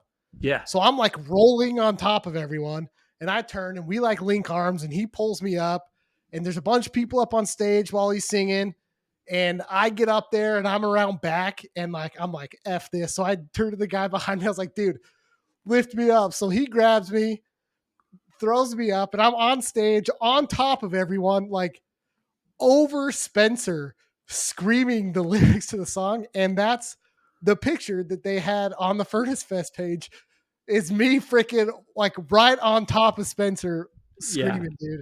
It There's a was, pretty iconic photo now that's going to be going around. yeah. And here's Kyle's stupid goatee on the top of everyone. I mean, dude, you can see the like emotion in my face because I'm screaming the lyrics, dude. It was, I mean, I've been doing this for 20 years, man. And that's like one of my favorite moments. Cause again, like that's a song that like means so much to me.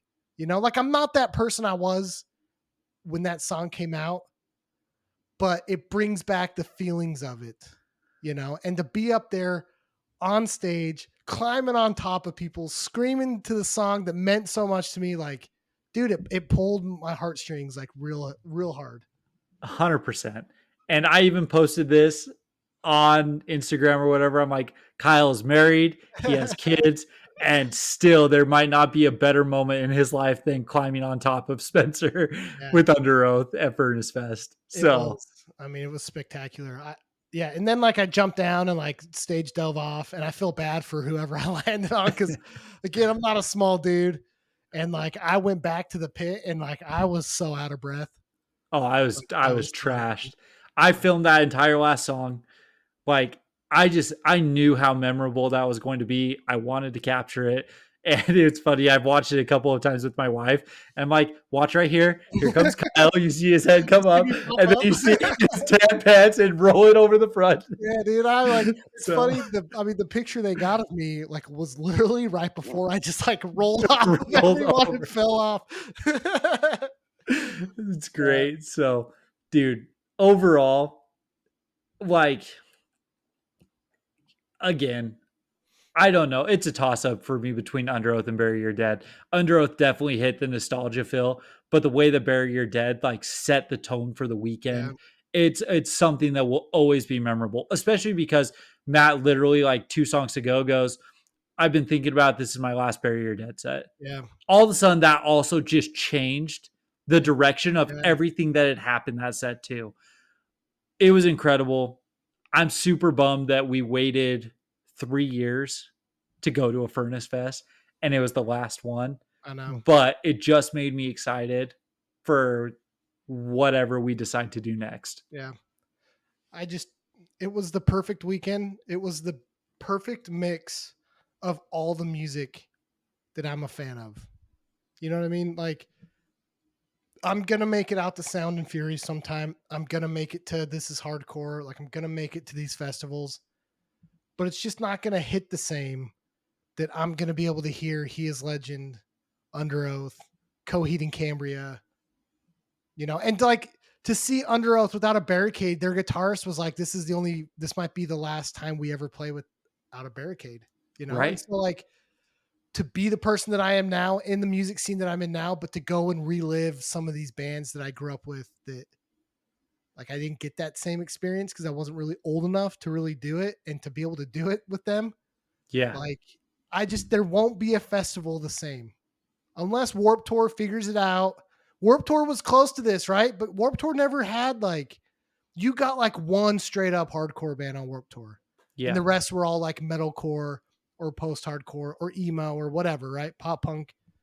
This was a festival I felt like that was made for me. Yeah. Like even the bands I didn't get to see, like Glitterer, like that's incredible that they're at the same festival, you know? And like it's such a shame that they're not going to do this anymore because there's not another festival like it. Totally agreed.